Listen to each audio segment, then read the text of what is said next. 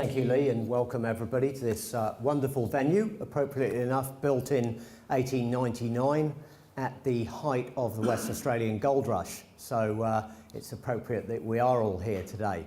Now, my name's Jim Richards. I'm a geologist, prospector and gold and diamond miner, and I'm going to speak to you today about gold rushes past and present, and about some of their effect that they have had on parts of Australian history.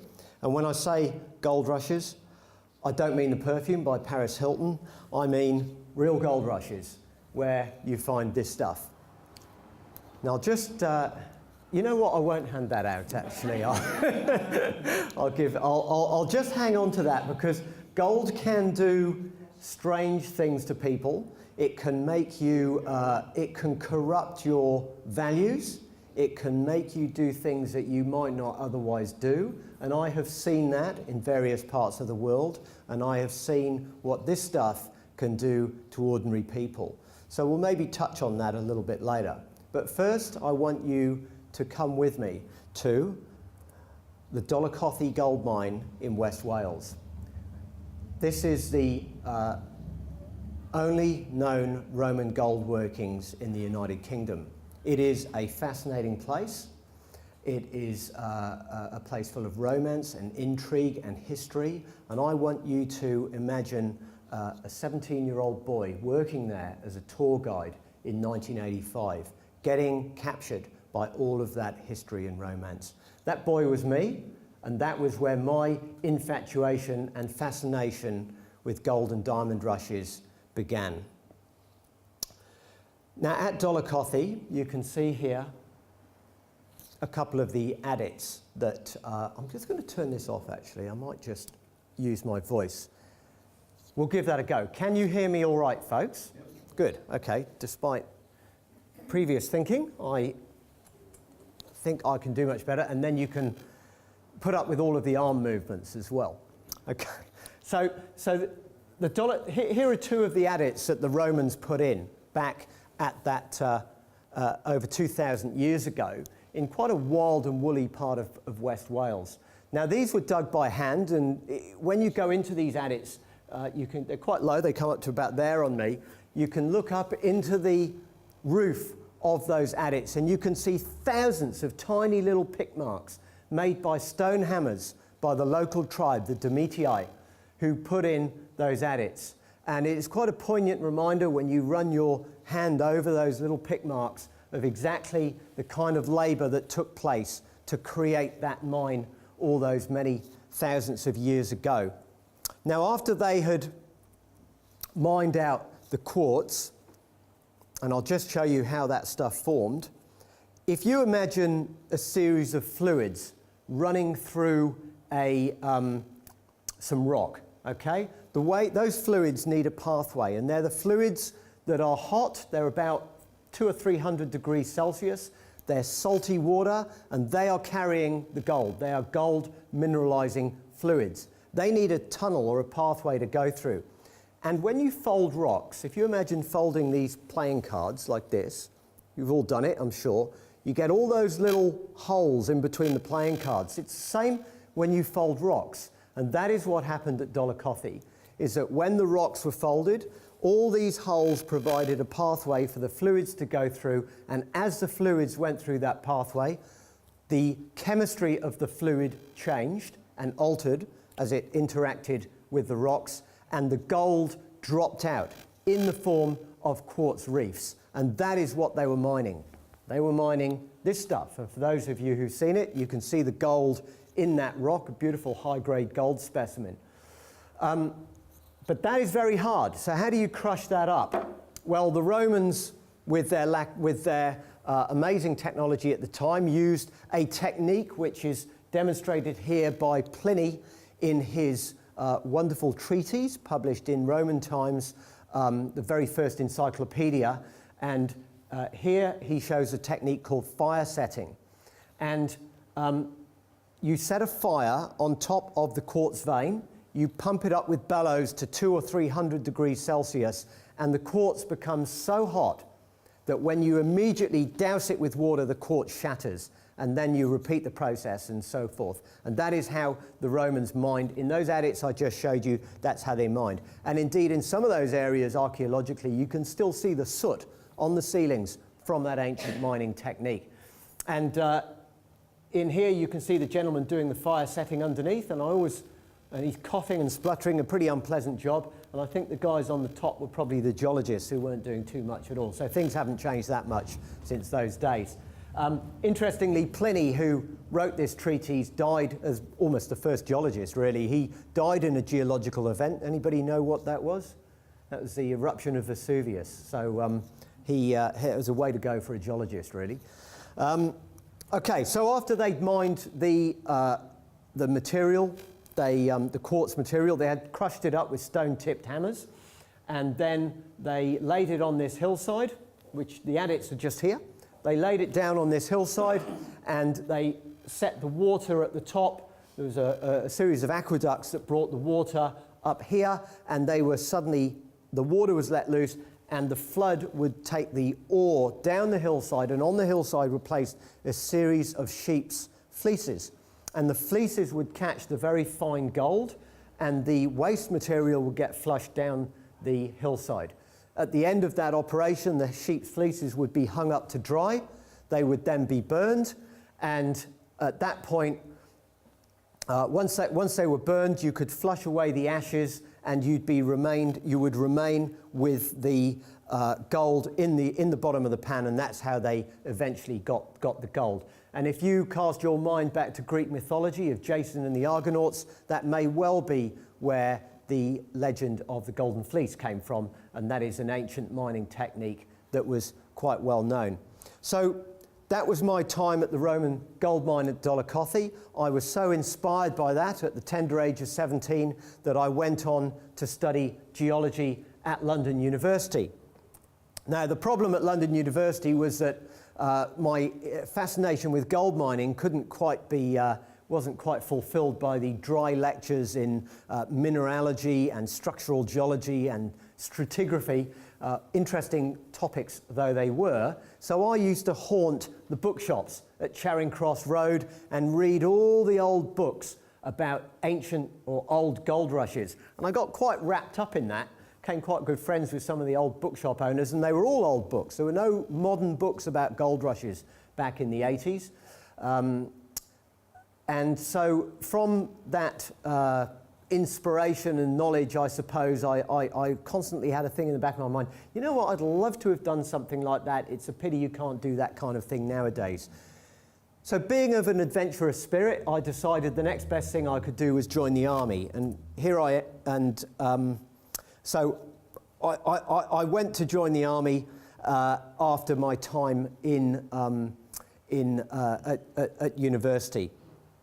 Now, part of reading of those books was the Australian gold rush, which I found a fascinating topic in terms of the historical unfolding of that gold rush and all of the things I'd seen at Dolichothi, starting to see them in Australia as well. When the Australian gold rush took place, it started in 1851 at Ophir, near the town of Orange in New South Wales, in quite controversial circumstances, actually, in terms of who actually found it.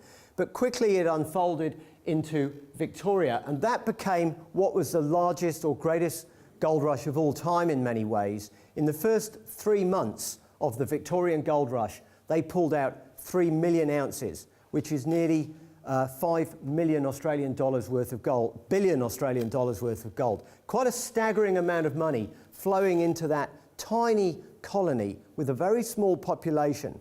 And all of a sudden that changed the social fabric of that colony.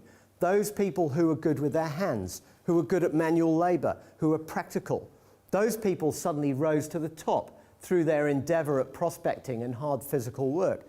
Whereas the landowners or the farmers or the people who were running shops, all of a sudden all of the people who were running those institutions left for the gold rush. They were left without any labor, and they were almost, it was an inverse. The master became the servant and the servant became the master. So those kind of social upheavals went on in the Victorian gold rush. And the gold rush is unfolded in an anti-clockwise direction around Australia over a very exciting 50-year period that completely changed the social and economic fabric of this country.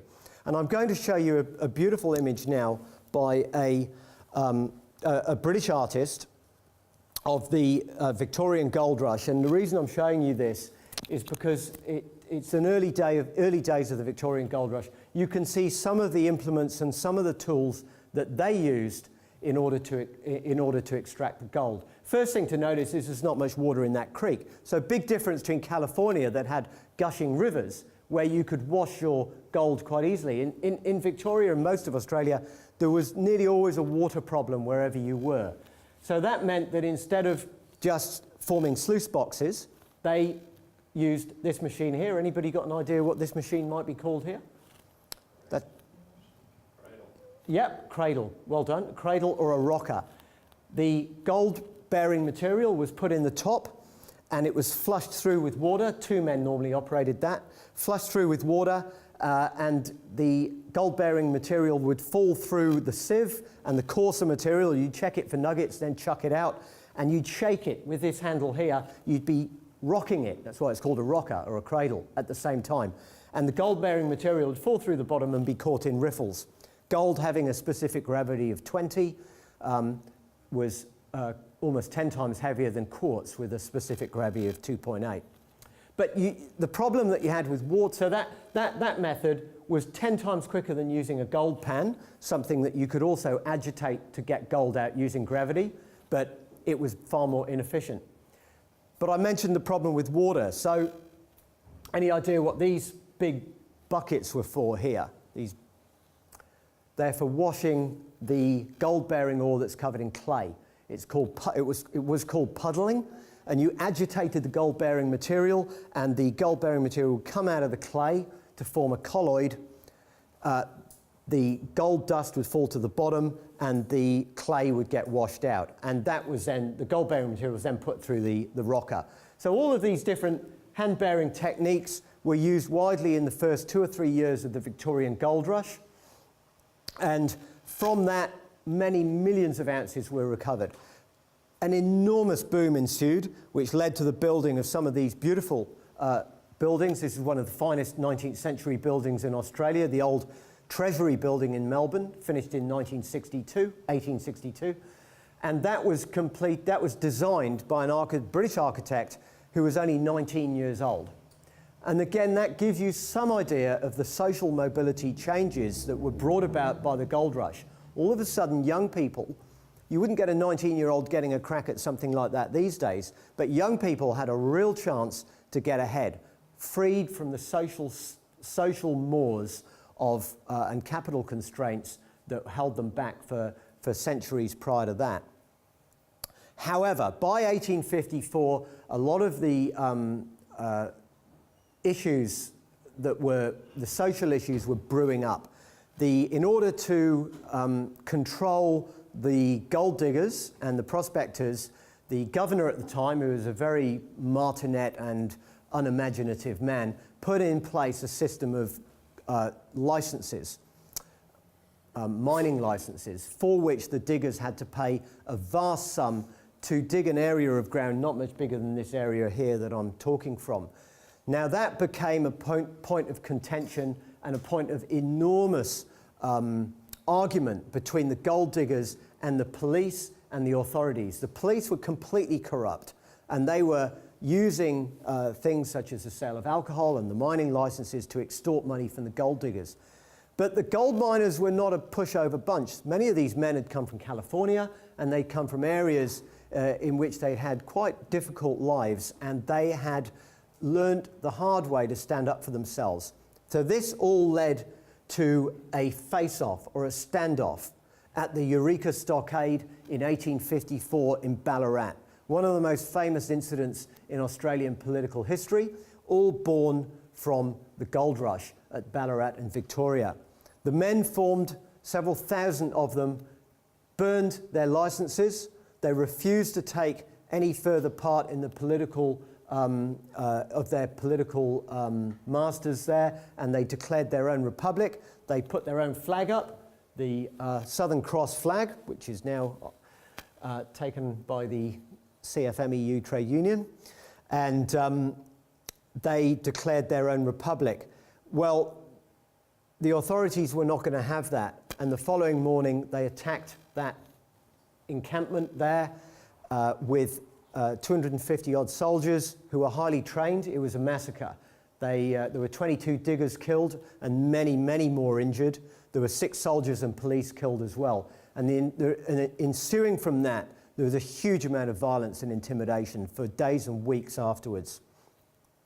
The upshot of that, ironically, was that the people of Victoria went against their governor and they went against the police. None of those people who were arrested as a result of the Eureka Stockade were actually put into jail for it. They were all let off by juries, and as a result of the political fallout, all white males in Victoria by 1857 had the vote, which was pretty unheard of in the British Empire at that time. By 1894, all women had the vote in the state of Victoria. And if you imagine that it wasn't until 1918 that men and women had the vote in the United Kingdom, you can see what kind of an effect the gold rush had on the social fabric of not just Victoria, but upon Australia. And one little backdrop for us here in Western Australia. It was nice to speak to these 2 gentlemen earlier who told me proudly that they are the owners of one of these.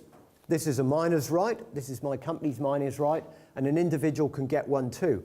Once the mining license was abolished, it was replaced with one of these, the right to go and prospect and mine for any individual in the country. And you can go still to this day to the mines department at the DMP, and for the price of $20, I think it is, you can get one of these documents which gives you the right to prospect on Crown land. Although it is interesting to note that these days that license is now, people are lobbying for various different reasons, including native title reasons, that should be abolished as well. But some of us are going to fight hard to retain that right because it was bought with blood at the Eureka Stockade. Now, as the gold rush unfolded, we'll go north a little bit now to a place called Mount Morgan in Queensland, which at one point became virtually the richest mine in the world. It created a gentleman by the name of Darcy who owned that mine. He became the richest Australian in 1874. He emigrated to the United Kingdom, and there the money from the Mount Morgan copper and gold mine made him one of the richest individuals in the British Empire. He actually was a fairly canny individual, clearly, to reach that position, but he also used some of that money to fund the exploration for oil in Persia. That company went on to become British Petroleum, founded on gold from Australia. So we'll keep working our way around the gold rush as we keep working our way anti-clockwise around the country, going through the Northern Territory, Tennant Creek, famous gold rushes up there, financed by a notorious shark, Horatio Bottomley, and there are a sequence that, I think it was Mark Twain who said, the definition of a mine is a hole in the ground with a liar on top. And there's plenty of that then, and there's still plenty of it now. And ASIC still valiantly attempt to stop some of the sharper individuals from West Perth pursuing those particular pursuits. Horatio Bottomley, a famous orator of that period, was one of those sharks. We're moving on to Western Australia, and the prospectors in Victoria had a fairly different climate and geography. Here are some of the prospectors from Western Australia. In 1885, the Halls Creek gold rush unfolded. First gold rush in Western Australia, and it sucked a huge amount of people over towards Western Australia, although in itself it wasn't that significant in terms of ounces. Many of them had to get around like this. Using a wheelbarrow, they pushed their lifetime possessions and water and food around in a wheelbarrow. And right around Western Australia, these guys went thousands of kilometres. They pushed their barrows, and some legendary barrow men were created at that time. The prospecting methods, again, were different. There was virtually no water. In fact, there wasn't even enough water to drink, and many perished in some quite notorious incidents from thirst. But if you don't have any water to mine, then you find another technique. This technique is known as winnowing, where you pour the gold-bearing material from one gold pan to another. As the wind blows, it'll take away the lighter material, and the gold-bearing material, the gold will actually fall down into the bottom pan. You repeat that process until you've just got the gold, virtually the gold left, and you can separate it out with mercury. There's another technique here, dry blowing, in which instead of using a gold sluice using water, you use from underneath, you blow air through the riffles. It lifts the lighter material, which blows out, and the heavier material, the gold, stays behind the riffles. That's worked by this gentleman here, pushing it up and down on the bellows. A horribly dusty and dangerous occupation, and many of them would have died from lung problems through the dust. But that was just how the prospecting happened. And in fact, you can see that guy's bellows for his dry blower. You can see the bellows right there. So that's how the prospectors went about it. But if you imagine for every prospector or set of prospectors, people were finding very high-grade mines, particularly in Kew, Kalgoorlie, Coolgardie, mines that completely changed the economy of Western Australia. These mines had to have the technology pushing them forward to develop their ore, and here you have it. The main technology that was used to crush the ore that was mined, well, they used explosives as opposed to fire setting to mine the ore, and then they used these stamp mills to crush the ore. You can see the big hammers here at the bottom. They're driven by spigots, and a steam engine would have driven that drive shaft there, and the ore was pushed through these stampers, which stamped down on the ore, and then the crushed ore went over a copper plate with mercury on top of it, and the mercury caught the gold, and the waste material was fed off that. And most of these towns, Laverton, Leonora, Mount Monger, and Menzies, all of these towns would have had a government, or did have a government stamp mill, and that was a sign of a town being gazetted, that you set up a stamp mill, and then the miners, the individual miners, could take their ore to the stamp mill and treat it on a toll basis. The bigger companies, of course, had multiple ones of these. Are pictures of hundreds of these stampers going at Kalgoorlie.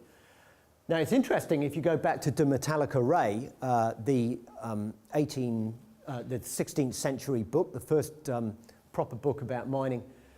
Here is a stamp mill that's doing exactly the same thing, going back many hundreds or even thousands of years. They were still using stamp mills, except they weren't made from iron. These were tipped with stones.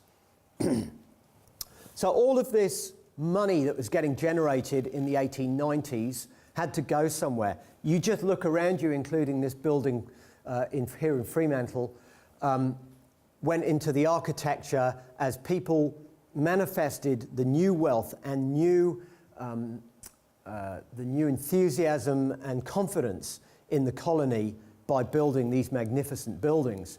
That wealth also flowed on to towns like Coolgardie, and you can see this, many of you will have seen that amazing town hall building at Coolgardie and Miners' Wardens building at Coolgardie.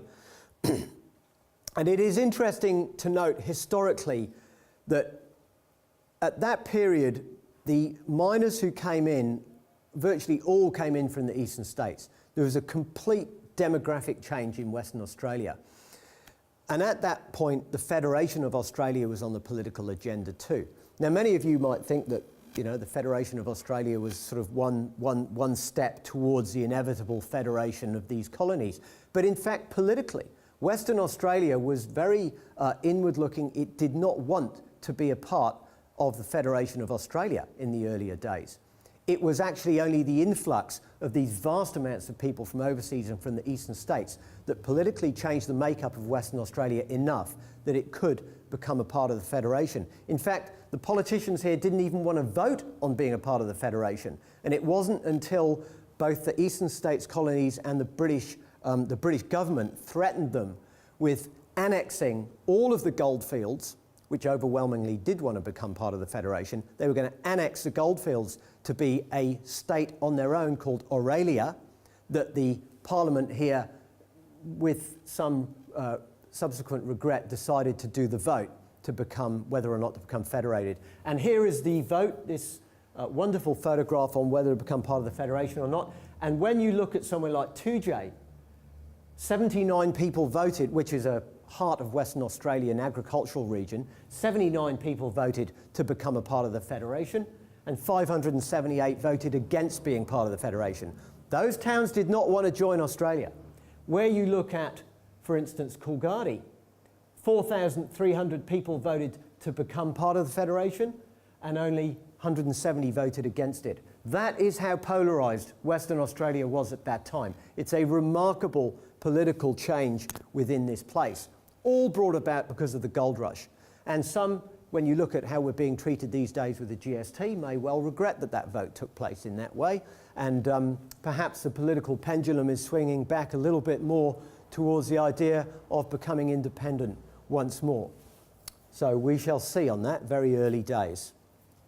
But for every gold rush, there are winners and there are losers. The winners are obvious, but there were many losers. And there is a consistent thread of losers throughout all of the gold rushes that I've ever studied and indeed been involved in, and they are the indigenous people of those countries, be it in Brazil, be it in Ecuador, be it in Southeast Asia, Indonesia, or any of these countries, or indeed parts of Africa where gold rushes are going on right now. And it was no different in Australia. Here is a photograph of the indigenous people around Laverton. Dr. Laver is sitting on the left, after whom the town of Laverton is named. When you read, there's a wonderful book by Menzies actually written about the gold rush when he discovered the town of Menzies, famous prospector, and he talks about how the Aboriginal people were basically immediately displaced by the rush because most of the rush took place with horses, and the horses just wiped out the waterholes straight away with subsequent stock. The native people had no choice basically but to go into the towns and drink and be serviced by the wells in the towns, and there, you know, that is a situation we're still in today. And that is only fair to bring that up. And when you read about the California gold rush too, there were many, you know, really horrendous things went on there. And it's not right to view gold rushes just in terms of the romantic prospector. There were many losers in these gold rushes as well. Now, I'll get on to, I've touched what I used to read about when I was a student in Charing Cross Road. I touched on that a little bit earlier, and I'm going to go on to now, my conclusion from all of that reading was it was all very interesting, but I'd never be able to be a part of that. No geologists that I studied geology with at London University went on to become geologists. Nobody got a job in geology because there weren't any jobs. But I was an adventurous young man, so I decided to join the British Army, and here I am, keeping this was doing my bit to keep the Russians at bay in the 1980s, and I became an officer in the British Parachute Regiment, which was a lot of fun, although it was the most peaceful period in British military history. So a tour of Northern Ireland was interesting, but other than that, I didn't do that much, and I used to find myself sitting in the officers' mess, reading newspapers, somewhat bored, and after 3 years as an officer there, I'd actually virtually completed my short service commission, wondering what to do next. And I opened a newspaper and I saw a photograph that completely changed my life and moved me to another arena and another field. And this was the photograph. Can anybody name me the photographer that took that photograph? He's a very famous Brazilian photographer. Almost. Okay, it's Sebastião Salgado. Arguably the greatest photographer, one of the greatest photographers of the 19th century. He took industrial black and white photographs. And these images of this gold rush at a place called Serra Pelada in Brazil, they look like they took place sometime in the 1850s. In fact, that took place in 1987, that gold rush. And I opened this, I looked at that photograph and I could see these guys making money. They weren't just mining gold like I was talking about in grams per ton, or even ounces per ton, like that piece of rock there. They were mining gold that you could measure in percent. If you imagine 2% gold, which is what some of the assays were from there, 2% gold in a ton of rock, you would get 200,000 grams per ton, which is equivalent of $1 million. And you could fit a ton of gold under that table. Okay, a ton of rock under that table, all right? And that's how much, you only had to carry that out. If you had the right material, you'd make $1 million. That's what took all those guys there. I looked to that, and all of my time at Dollicothy, my reading that I'd done on gold rushes, suddenly a light bulb went off and I thought, wow, I can actually do this. the dream that I had and wished I could have lived. I can live that, and it's going on right now. But to do that, the first rule in a gold rush is that you've got to turn up. So I resigned my hard-won commission in the British Parachute Regiment, much to the dismay of my father, who'd finally thought that he'd got me out of trouble. And all of my friends and family thought I was absolutely mad. I was going to go and join this gold rush in Brazil. And the only person who did think it was a good idea, actually, was my girlfriend's father, who thought it was a terrific idea. So he helped me on my way a little bit. And off I went. I got a free military flight to Belize in Central America, which is a former British colony, and I flew in there and I started off. I had no money, particularly. I traded in my army pension for a couple of £1,000. That's what pensions are for, isn't it, to go on a gold rush. I'd had no language skills. I had no idea. I didn't know even how I'd read about it, but I didn't know how to go about mining or prospecting. But like I say, you've got to turn up and you've got to go out and have a go. So I turned up and realized pretty quickly I had to learn Spanish.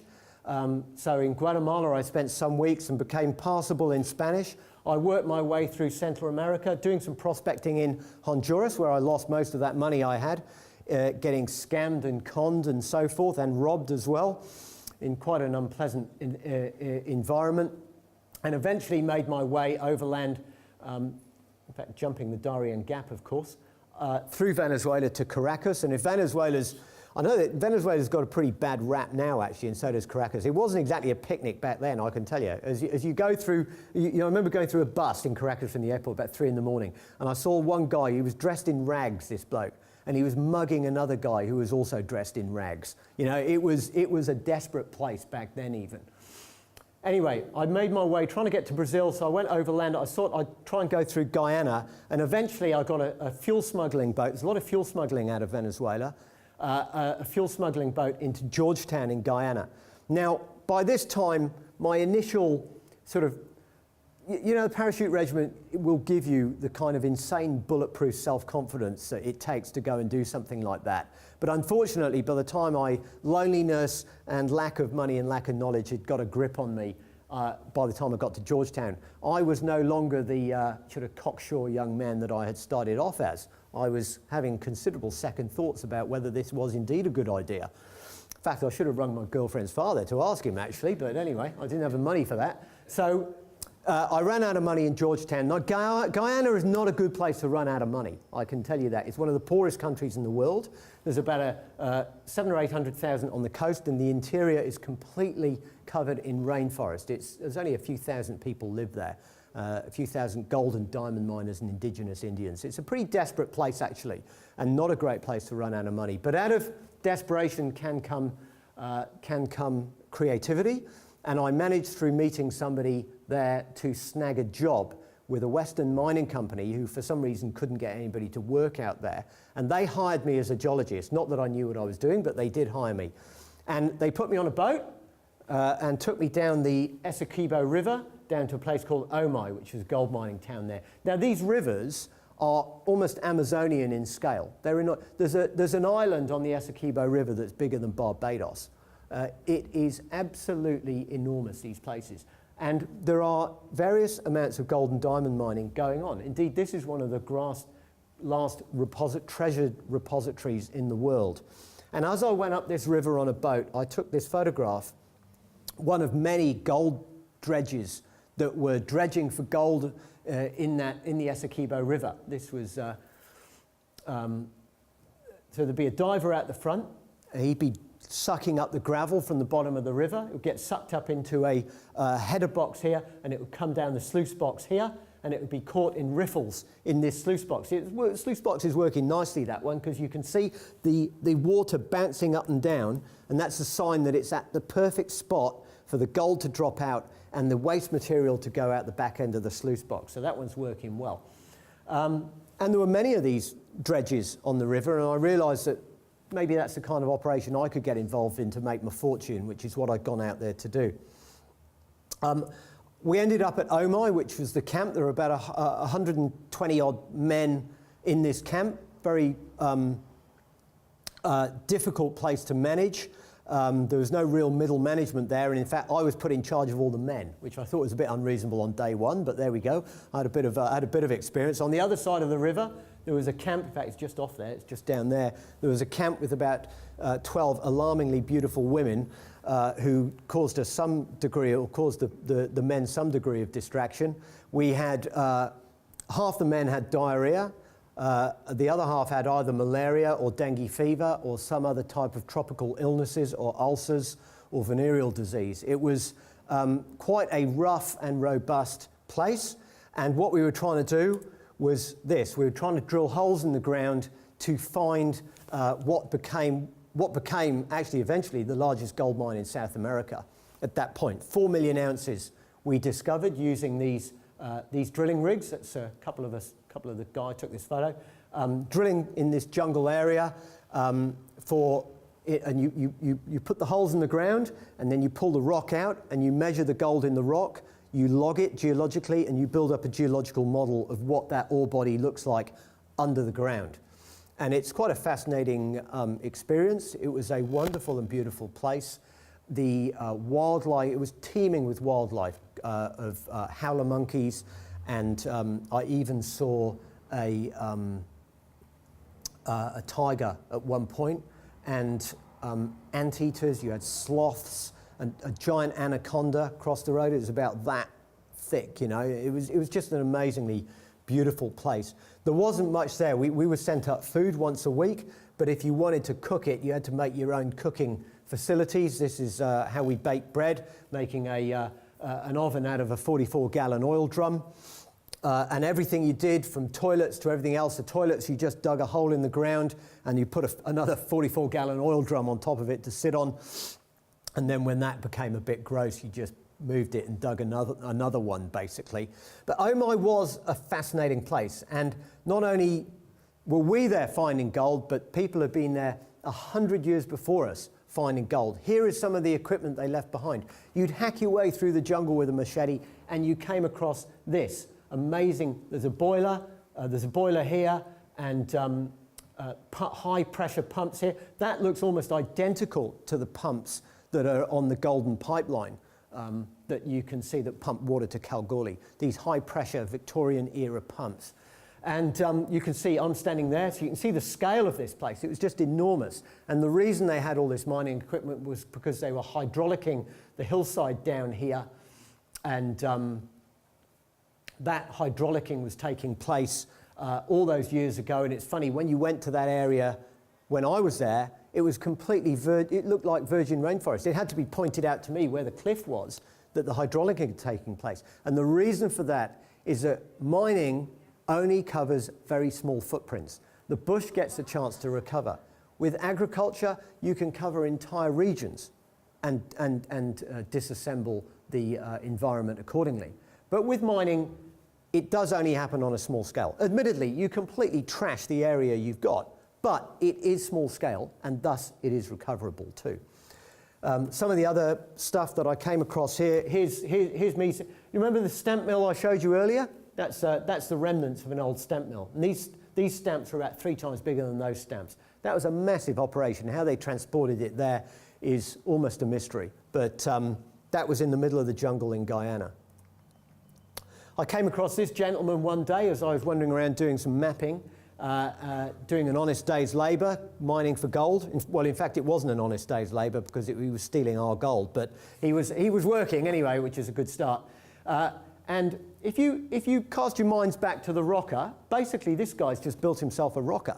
It's a modern day rocker using a cut-off 44-gallon oil drum, which is about the only material available. You've got to have water, and you've got to have gold ore, preferably sandy gold ore. You don't want that clay stuff I was talking about earlier. He puts it in the top, puts some water in, and then the gold gets caught in the riffles down below. And now, the problem at Omai was that a few of those blokes you didn't mind, but it started getting a little bit tasty when the Brazilians turned up with industrial scale hydraulicking outfits themselves. And I mentioned hydraulicking. Here's these guys having a go at it, sucking the gravel up here, round it goes in a circle, the water gets recycled into the, out of the sump there. So the sluice box is over there. Now, what was happening was that these guys basically started mining the area out. But that wasn't so much of a problem. The problem was that our own employees were stealing our food and fuel and equipment. They were selling it to these guys for gold. Our employees were then taking the gold, going over the river, giving it to the girls, and then coming back, and that whole cycle was keeping going and going round and around for it, and it was turning into a major problem. We got the police and the Guyanese Geology and Mines Commission in. The police went in there pretty brutally, actually. It must be said, we weren't that happy about it, but anyway, they went in, they grabbed these guys, they stole all their gold, they stole their equipment, they kicked them out and took them back and kicked them out of the area. They then took the equipment, they took it down to Bardaca, which was the nearest gold mining town. The police sold all the equipment to the traders at Bardaca and went back to Georgetown. The miners then went back to the traders, they bought their equipment back and came back to the same place and started mining again, thus completing a virtuous circle in which the only people that lost were the mining company. But I don't want you to think it was all beer and skittles at Omai. It wasn't. That darn jungle, just about everything was out to get you. You had to deal with these suckers. If you left your foot outside of the mosquito net, these vampire bats would come, they'd bite your toe, and they'd lick the blood off. And the biggest problem was that they had rabies as well. So, in fact, the cook I showed you earlier, baking the bread, I caught up one morning, he came out of his area he'd been sleeping in, and he was covered in blood. His cook's wife's just... I said, McCain, what happened? He goes, I got done by a vampire bat. I said, well, didn't you like zip up your mosquito net to keep him out? He said, I did, but I zipped him inside with me. But he was so drunk from stealing alcohol that he'd not been able to deal with that situation. So we also, the only place to bathe was in the river, and there you had to deal with these suckers, piranha fish. Now, I never got bitten, but people did, so you had to deal with those.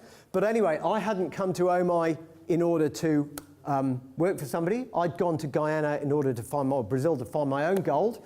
And so I resigned my job when I got enough money together, and I teamed up with a local politician who had some mining claims up here, a very remote area called Akeriku on the border with Venezuela, which in fact Venezuela claim actually as well. And to get up there, as you can see, this is part of these remote tepuis in the western part of Guyana, beautiful flat-top mountains that are isolated in time and space. On the top of these mountains you have rivers which have got bonanza potholes full of gold and diamonds in them. The hard bit is trying to get up there. They have their own fauna and flora as well, because they've been isolated for hundreds of millions of years in time. One of these items of flora is the largest spider in the world, the Goliath bird-eating tarantula, which if you pull its legs out, which I haven't done, if you pull its legs out, it's up to 1/3 of a metre, okay? I ended up with one of these suckers in my sleeping bag up there at one point, so that was fairly unwelcome. But to get up there, you've got to fly, and that means you can only take very limited amount of rations. And if you cast yourself back to the gold explorers in California and here in Australia, what kind of food do you take? Well, we took dried food, basically. You could take rice, you could take beans, salt pork was something you could take, and if you were lucky, you took a few tins for luxury. We made the mistake, I had a Guyanese guy with me, we made the mistake of eating the tins first, because by the time 6 weeks later, by the time you got onto the salt pork, all the worms had hatched out, and you had to eat the worms as well, and that's all you had to eat, so you had to just get on with it.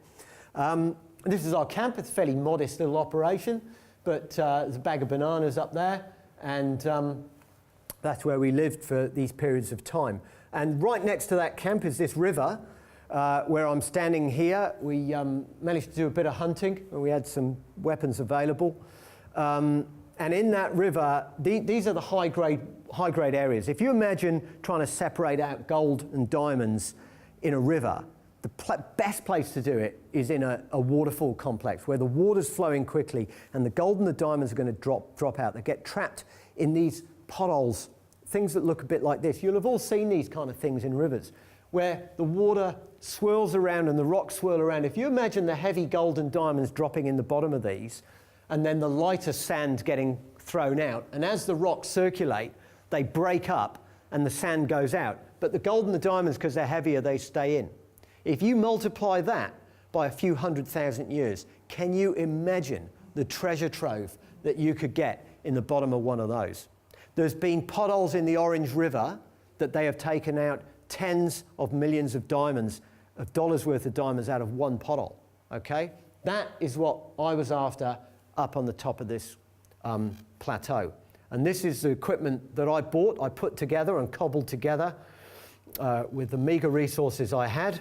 It wasn't much, but I was proud of it. This was the dredge that I built to mine that area.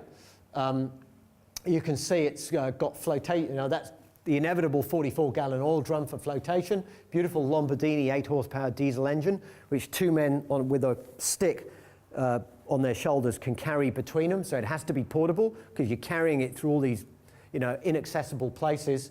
Sluice box, and behind the engine you've got the pump here, and behind the pump you've got an air compressor because you're diving, and obviously that's how you get your air. My air compressor never quite worked right, unfortunately, so I was always struggling for air. But that's another story in the book.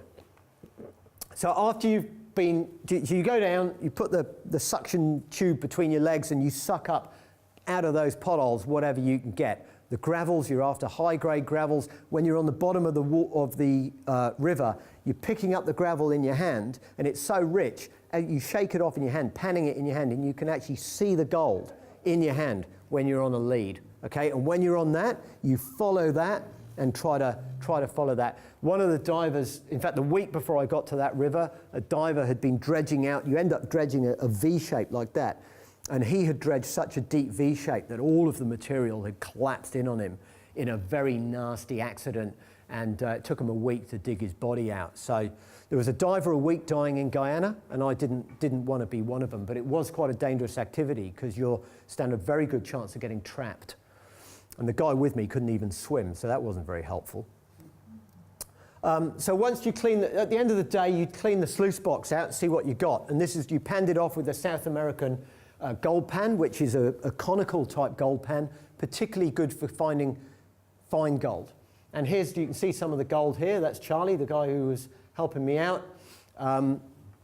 So that's how you get the gold, and you put mercury in there and recover it through mercury amalgam, which you'd burn off, trying not to poison everybody in the process.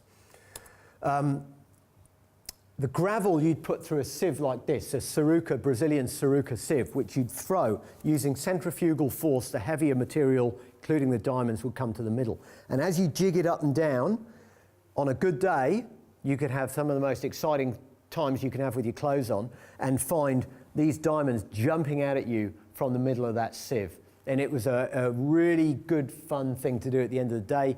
On the very rare occasions you actually found something. Most of the money I made doing that, I spent over a year doing that, most of the money I found or made doing that was found in a couple of days. I came across this purple patch of potholes that were just stuffed full of gold and diamonds. Here are some of those diamonds. They're very beautiful. I had to sell most of them, unfortunately. I do still have some of those Guyanese diamonds. I've got them here. Okay. Now, I won't hand these out quite yet. I'll probably hang on to them. If gold can do strange things to men, then diamonds obviously can do things to ladies as well. So I'll hang on to these for the moment. But again, you were up against it. Not only was I up against the natural environment and the geology and the economics of what I was trying to do. You know, there were criminals starting to follow me in Georgetown. Even the people from Trinidad are scared of the people from Georgetown. Okay, it's a very crime-ridden town, and so when people know you're involved in mining, well, you're white anyway for a start. They kind of know you got money, and they will target you and follow you, and that was something I had to deal with, which was interesting. Also, you had to deal with these suckers, the fer-de-lance snakes, which is one of the most venomous snakes and very aggressive snakes too. They don't go away; they go for you. We lost a guy, the mining company lost a guy when I was there to these snakes. You had these jiggers that would, sandflies that would lay their eggs in your foot, and then the eggs would hatch and eat your foot. You had to dig them out. You had to dig them out with a knife. But in fact, it wasn't this stuff, although I did have problems with those too. It wasn't that got me. In the end, what got me in Guyana was the humble mosquito. And this was what put paid to my Guyanese adventures. Multiple bouts of malaria, which completely strip you of your fitness and any weight you've got. I had to make the very difficult decision to leave Guyana because of multiple malarial bouts. When I left, I had a few ounces of gold and some diamonds with me and a few $1,000s. I left with quite a lot more than I'd arrived with, but I certainly hadn't made the fortune I was after. So after a period in the UK, 6 months, getting rapidly bored and realising why I'd left the UK in the first place, I came to Australia and ended up in, as many good geologists before me have done, in Meekatharra, where I prospected for gold for a while. In between also, I was never very good at this, metal detecting actually. I've got the wrong, you've got to be patient, and I'm not patient. So I've actually got the wrong temperament for that. But some of the great metal detecting gold rushes of history took place near Meekatharra. In fact, National Geographic in 1988 did an article on at Nene on the nuggets that were coming out of this place. And I met people up there just a few years later who'd bought their own stations with the gold they found metal detecting at Nene. It was a spectacular place, but not for me. I enjoyed it. It was a good activity, but stopped me from drinking, but it wasn't going to be my success. My job in Meekatharra was to find the ore that was going to go in these trucks for St. Barbara Mines. And when you drive up the Great Northern Highway, about 20 kilometres before you get to Meekatharra, you will see on either side of the road this mine site. This was where I worked. There's the Great Northern Highway here. The geologist's office is here, and these were the mines. We were out running around. Each of us had a drill rig trying to find the next gold mine that we could mine. And I want to just illustrate to you how you can find one of these gold mines. Particularly for these gentlemen at the front, they're asking me about this. Here is our geologist's office. Okay, for 10 or 15 years, geologists had sat there gazing out longingly at this empty plain which was here. This mine was not here then. And when I got there, people were saying, well, there's nothing over there, it's just moose pasture, it's got the wrong geology and all the rest.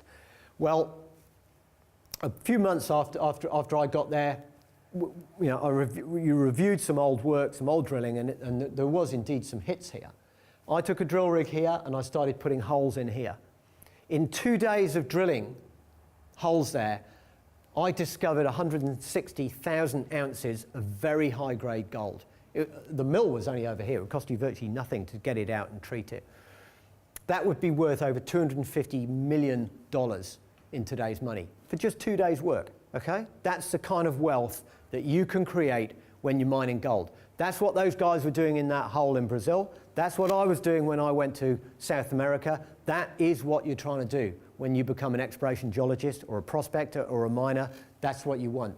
That has subsequently been mined, and it put the company into a purple patch when they mined it. Now, just think, you could stand on the roof of the geology office here. You could pick up a rock and you could chuck it, and it would actually hit the edge of that mine. And for 10 years they missed it. So don't let those politicians tell you that we're running out, there's no more ore, we're not going to find anything else. It isn't true. There's plenty out there. What stops you finding it is getting access to the land, people like myself getting access to the land to be able to explore it. The reason they're running out of gas over east, God bless them, is that you can't access the ground to drill for gas. Okay, so we've got political decisions that we collectively have to make in that regard.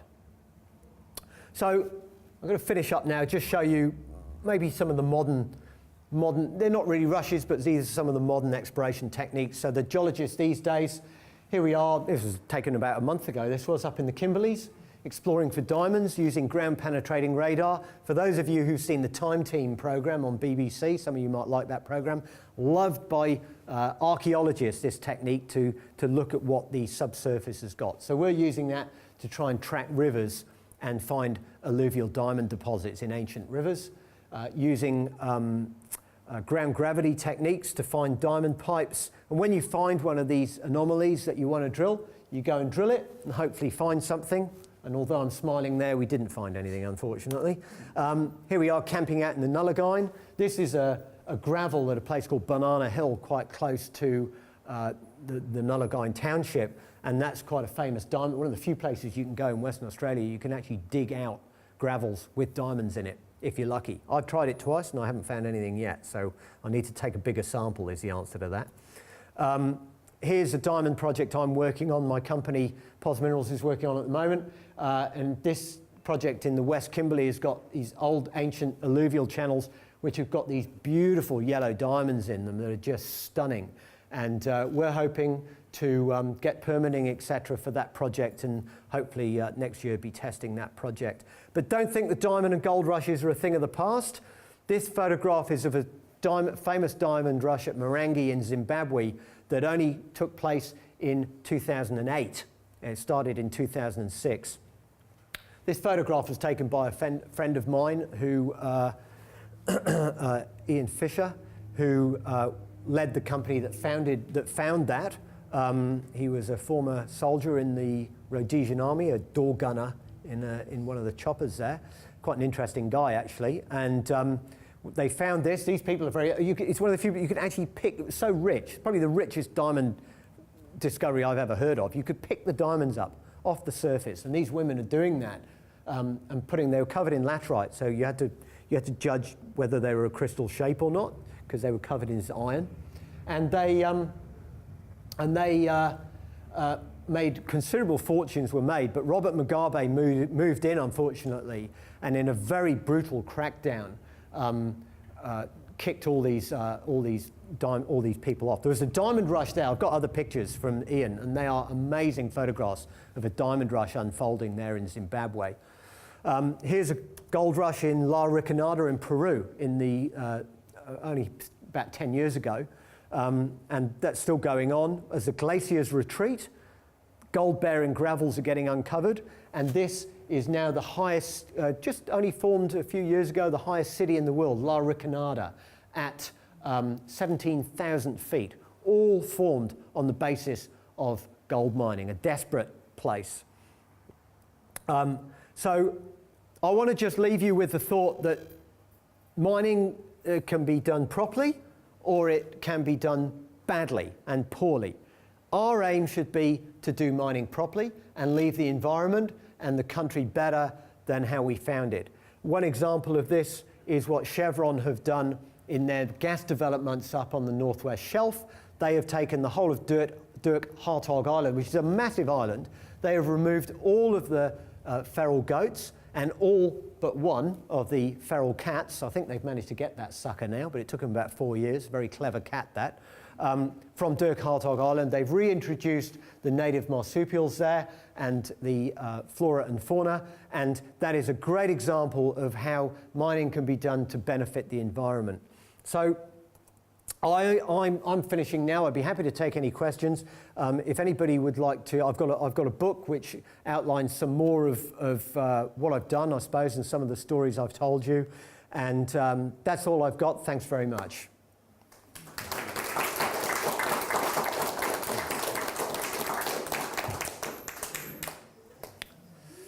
Yes, sir. What's the company you're working for now? It's called POS Minerals, POZ Minerals Limited. And the It's on the stock exchange? it is ASX listed, and the ASX code is POZ. Okay? So I'd love to give you a hot tip, but unfortunately I don't want ASIC sending me to jail at this late point in my life. So, yeah, I mean, we've got a couple of projects. It's very difficult to get capital now to do this kind of mineral exploration I'm describing for small companies. Mainly it's being done by the bigger companies, but there's a few of us, you know, old soldiers out there still fossicking away and having a go. I've got a great deal of faith in that diamond project. I really like it. And, you know, but you've got to get the permitting in place. That takes time and money. But yeah, I've been running that company for 10 years. We've had some successes and some failures too, and that's the game. Yeah. Did you ever get to Brazil? Because weren't the potholes, they were still in Guyana? They were, yeah. Did you get to Brazil? I did. Actually, ironically, I found out from a Brazilian garimpeiro, which is the Brazilian miner in the heart of Guyana, who had been at Serra Pelada. And he unfortunately, as I was, you know, as I was in the middle of my Guyanese adventures, the Serra Pelada pit had actually collapsed killing a number of miners actually, because as you can imagine, and they never managed to get it back because they never got the proper machinery in there to dig it all out and get it back. So that was the end of the great Serra Pelada gold rush. I didn't get to that. I did actually go to Brazil. An oil company hired me to go with them and do some reconnaissance work over there to Boa Vista, which is just over the border with Guyana. So I did some work for an oil company as a contractor for a while. And I did get to Boa Vista, which was the mining heart in many ways of that Amazonian gold rush. But I saw some things there I wasn't very comfortable with about how the native Makuxi Indians were being treated. And I described some of that in my book, actually. Yeah, it wasn't for me. That was a pretty brutal place in terms of how they were treating their indigenous people there. I wasn't very, very happy with what was going on there, actually. Yeah. Bill? Yes, sir. If you wanted to go fossicking for gold, say in WA, would you recommend anywhere in particular? Yes, I could. First thing you want to do is go down the mines department, get one of those. Although it entitles you to go on Crown land, you still need to inform the pastoralist by letter, okay? So you need to plan that. The first place to start is at the mines department, where they've got information sheets which will tell you how to do it. So before you even try to find something, you've got to know how to go about it the right way. I would recommend that you hire a metal detector. Would be a good thing to hire rather than buy. They cost like $5,000 or $8,000 to buy. You could hire one, and then you can approach people like me. I mean, if I get prospectors just sending me emails saying, do you mind if I prospect on your land? I don't mind. It's fine by me, except for the areas in the north which have got more Aboriginal restrictions on them. So you can approach mining companies, say, hey, do you mind? Some of them might say yes. They got nothing, you know. Because there's guys like me run mining companies who used to be guys like you that wanted to go prospecting, okay? That's the only difference. So we're still very empathetic to that. The other way, so you can actually access some of the exploration permits if you lodge a certain type of documentation. A lot of the ground is not pegged, or it's pegged on exploration license applications which are not yet granted. You can access that ground on Crown land, not on private farmland, but on freehold land, but on Crown land with one of those, okay? So then you've got to work out the geology, and for that I would recommend that you start reading books about prospecting. Obviously I've written one. There are others about metal detecting that you can read, which are very good books. Boffin's Bookshop's got a few.